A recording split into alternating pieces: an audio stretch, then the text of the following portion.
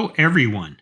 I'm excited to share that my Gearone Super Greaser Kit has arrived. This kit is everything I've been looking for in a hub assembly and more. It includes 2 hub assemblies, 6 piston brake calipers with mounting hardware and pads, the bearing cavity seals for a sand-free environment, very excited about that, hub and grease track seals since they are externally greasable hubs, all hub mounting hardware, and even the mounting hub plates for trailing arm fabrication. Now, I've been doing a lot of research on hub assemblies, and I'm confident that this is the best one on the market for the price. The quality of the components appear to be top-notch, and the fit and finish appears to be excellent. I'm also really impressed with sand-free bearing cavity seals. These seals will help to keep my hub bearings clean and running smoothly even in the harshest conditions. I don't think the sand is going to be able to get mixed in there with the grease on these. Another unique feature you'll find on these Gearone Super Greasers is this Gearone Leather CV seal. This seal was developed and designed by Kevin McMullen Racing and is utilized in the Gearone higher-end hubs. It appears that this leather seal will do a pretty good job at keeping the CV grease in the CV cavity where it belongs. And now let's take a look at why they call these super greasers. Yes, you can grease the hub bearing as well as the CV from the hubcap. Just remove the caps from the grease zerks, get your grease gun, and have at it. Let's take a look at these 6-piston calipers. The caliper body is made from hard anodized aircraft quality 6061 T6. They have precision machined stainless steel pistons.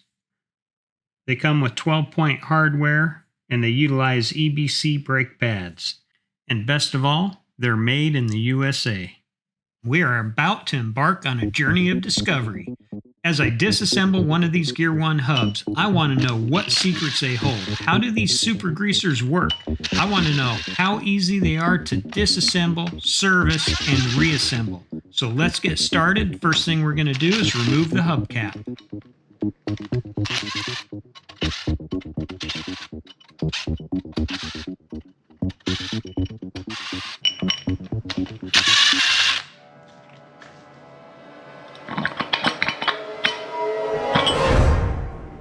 Alright, that opens up visibility to check out the CV.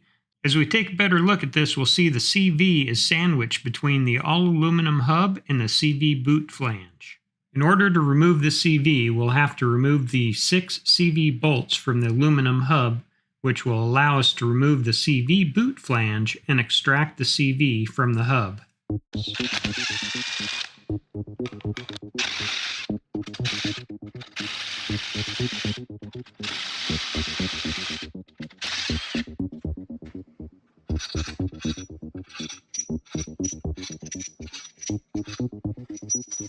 Now with the 6 CV bolts removed, we should be able to flip the hub assembly over, holding on to the boot flange, keeping everything secured.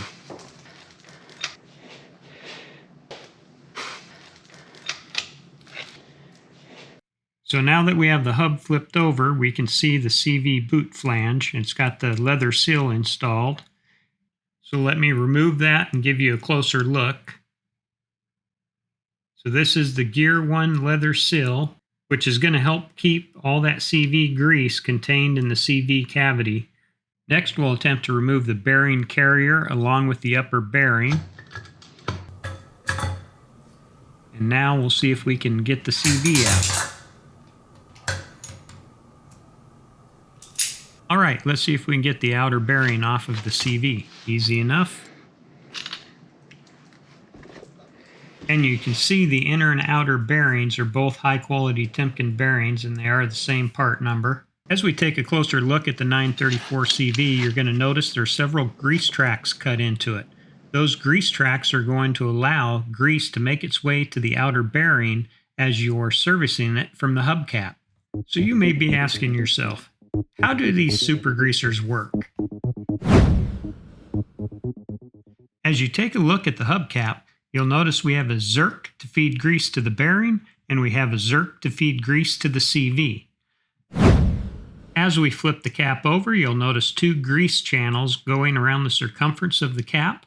along with 2 grease channel feed holes coming from the Zerk fittings, allowing grease to feed into the channels. As we flip the hubcap over and position it on the lug side of the hub, you'll see the grease channels in the hubcap line up with the grease channels in the outboard side of the hub. The inner grease channel is utilized for lubricating the 934 CV, and the outer grease channel is utilized to lubricate the tapered roller bearings. Because the CV and the tapered roller bearing use 2 different types of grease, we've got to be able to keep the grease separated, and we do that by utilizing O-rings. The O-rings are placed in the 3 grooved O-ring slots that are machined in the outer hub. Now, as we flip the hub over to the inboard side of the hub, this is the side of the hub that will install the CV. It's very important the CV be clocked properly during installation to ensure proper grease is applied to the balls of the CV as shown here. You'll notice I'm lining up the mounting bolt hole in the CV that has the 2 CV balls closest to it to the hub bolt hole that has 2 grease ports next to it. This allows the grease to flow freely to the CV balls for proper lubrication. If the CV is not clocked in this fashion, the CV wall will block the grease holes and the CV balls will not get lubricated. Also take note that the outer grease holes line up with the machine grooves in the CV. This allows grease to flow to the inner tapered bearing. Once you have the CV properly lined up, you can install the tapered bearing over the CV. This is the bearing carrier, which is the rotating assembly's main support. The 934 CV resides in the center of the bearing carrier and is supported by the 2 tapered roller bearings. As you pump grease into the bearing supply Zerk, the grease passes through the hub into the 6 machine channels of the CV.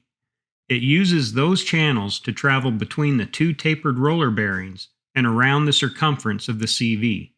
As the grease pressure builds, it flows into the tapered bearings and should provide sufficient lubrication. The bearing carrier has a retaining flange that mounts to the mount plate. The mount plate is welded to the trailing arm. The bearing carrier installs to the mount plate with 12 mounting bolts for a secure fit. Now we're getting ready to assemble the hub, and you want to remember what I explained to you about the 2 grease holes. The CV must be clocked in the correct position so the CV balls get proper lubrication. As I pick up and place the CV in position, you will notice the 2 CV balls next to the bolt hole are close together, and then to the right of that we have a further spread. This would appear to be the correct position, however, it's not.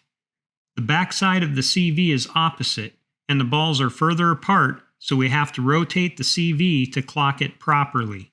Now that I've rotated the CV, it would appear the CV balls are further apart. However, when I flip it over to show you, you'll notice the balls are actually closer to each other. At this point, we have properly clocked the CV.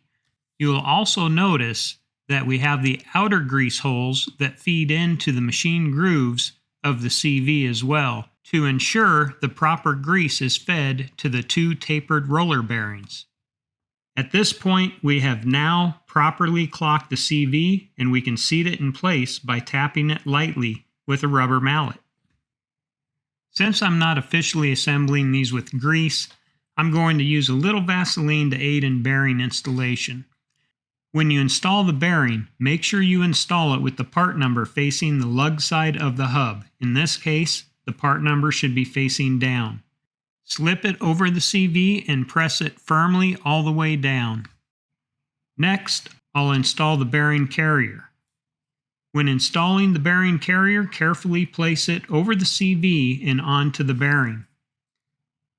The next bearing gets installed with the part number facing up. Place the bearing over the CV and down into the bearing carrier. Now it's time to install the leather boot seal CV boot flange assembly. In order to install the CV assembly bolts, we are going to have to carefully flip it up on its side while holding the assembly together. You may have to lightly tap the bolts to get everything lined up, and remember, I said lightly. Once all the bolts are installed, flip it back over and tighten it in a star pattern with a final torque of 110 foot-pounds. This is critical as it's setting the preload to the bearings. I will not be torquing these down as this is only a temporary reassembly. Now we'll flip it over so we can make sure everything rotates freely. After ensuring everything appears to be correct, we'll flip it back over so we can install the hubcap. Prior to hubcap installation, you must lubricate the CV. It is recommended to use a Bel-Ray Moly mixture. Once the CV is properly lubricated during the assembly process, you can maintain lubrication through the CV grease zerk with straight moly throughout the season. One thing I want to show you before you put the cap on, for an official installation, you would install the 3 O-rings prior to installing the cap. There is a groove for each O-ring, 1, 2, 3, then install the cap. It doesn't really matter what way the cap goes on. You have your grease zerk holes we talked about, as well as the grease channels which the O-rings keep them separated. Install the 12 bolts and tighten the cap to standard torque specs. Next, install the grease zerk caps and you are done. Congratulations, you have disassembled and reassembled a super greaser.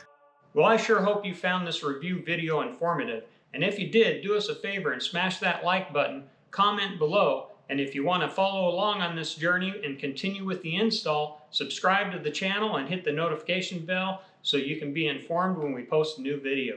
We still have a long road to go. We still have to fabricate the trailing arms, install the hubs to the trailing arms, have new axles fabricated, and then hit the dunes. And I will be posting mid-season updates to let you know how these are holding up and what I think about them. So until then, have a great day, and we hope to see you in the next one.